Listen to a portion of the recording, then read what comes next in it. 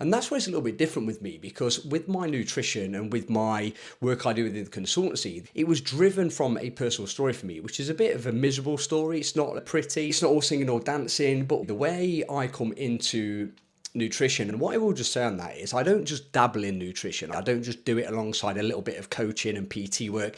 I'm in nutrition. It's what I do. It's what I specialize in. This kind of came from my own personal story. Looking back now and sitting down with people and discussing this, I was a competitive amateur boxer from the age of 11, and from a very early age I used to always have to make weight. Right through my whole kind of school life, even over Christmas, we had to be a little bit careful of that because the schoolboy championships used to always run in the January, so we always had to be a bit careful over Christmas. And that mindset was always there. I mean, I'm not saying that it caused an issue back then, but it's certainly something that didn't help me as I moved further forwards with my life and obviously my boxing career. I turned professional in my early 20s, and that's when it probably took another turn then in terms of the intensity of having to make a weight. Look, this is nothing new. This is not specific to me. A lot of weight making athletes will tell you the same thing. It's miserable making weight. You tend to box at a lower weight than you walk around at. It's just difficult. And everybody has their own story. I'm not trying to say I'm special here.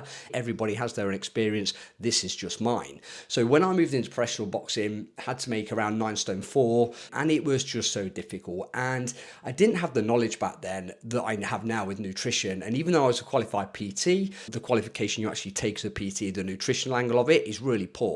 I was doing really stupid things to make a really silly weight, and ultimately you end up just starving yourself. You end up creating a really poor relationship with food. You end up creating a really negative mindset with any kind of foods outside of what you think is clean or healthy,